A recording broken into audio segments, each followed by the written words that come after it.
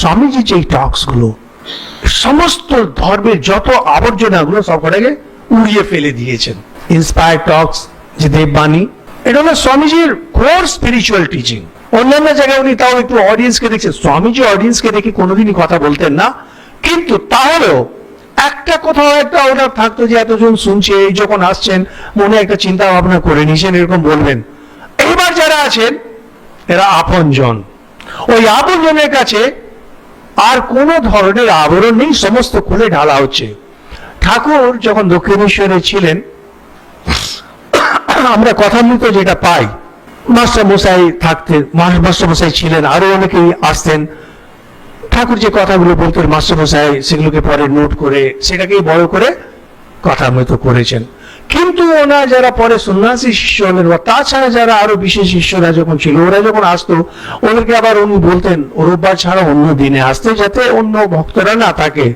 দেখে উনি আগে দরজা থেকে বাইরে দেখে এদের কোথাও কেউ নেই তো, না থাকলে দরজা বন্ধ করে খিল দিয়ে তারপরে এদেরকে বলতে শুরু করতেন আসল কথা।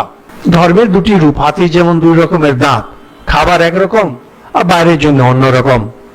ধর্ম যখন চলে, ধর্ম ঠিক এই দুই ভাবে চলে।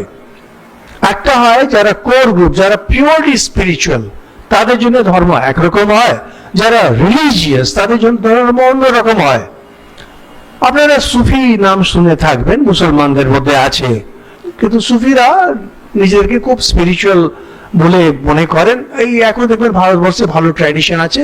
সুফিরা বলে যে প্রফেট মোহাম্মদ যখন ছিলেন তখনই কিছু কিছু লোক ছিল যারা প্রফেট মোহাম্মদের বাড়ির বাইরে পড়ে থাকতেন, আর মোহাম্মদ যে কথাগুলো বলেছেন যেগুলো কোরআনে আসে, আল্লাহর কথাগুলো যেগুলো আসতো সেগুলো কোরআনে আছে, কিন্তু ওরা বলে যে বিশেষ যে ট্রেনিং, আধ্যাত্মিক ট্রেনিং, সেটা ওই কয়েকজন খালি পেয়েছিল যারা সম্প্রদায় বিদ্যাত, ওরা বলে সিলসিলা, ওই সিলসিলাতে ওরা খালি চলে আসছে ওদের।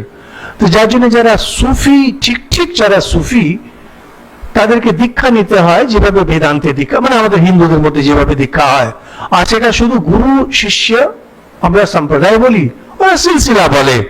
আর সুফিদের বক্তব্য যে প্রফেট মোহাম্মদ তিনি যে কথাগুলো বলেছেন ধর্মীয় কথা বলতে আচার আচরণ না, ধর্মীয় কথার মধ্যেও আধ্যাত্মিক জিনিস থাকে, কিন্তু সেটাকে সবসময় সামনে আনা হয় যাতে লোকেরা গ্রহণ করতে পারে।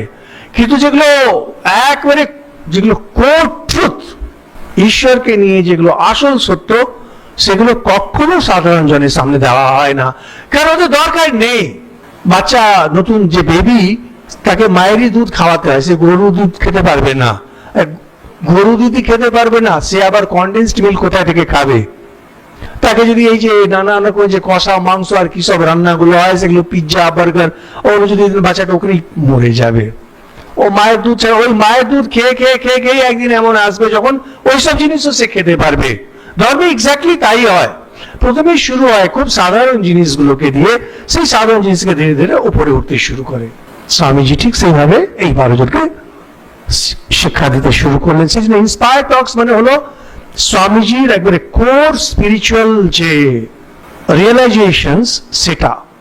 অন্যান্য যে ওনার লেকচার্স গুলো সেখানেও রয়েছে, কিন্তু সেখানে একটু ছড়িয়ে ছিটিয়ে, কারণ সাধারণ জনের মতো করে বলা হয়েছে।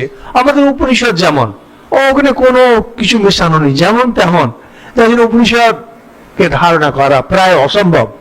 কিন্তু যেমনি আপনি মহাভারতে নামবেন, পুরাণে নামবেন, সেটা আমাদের জন্য করে বলা হয়েছে যাতে আমরা বুঝতে পারি।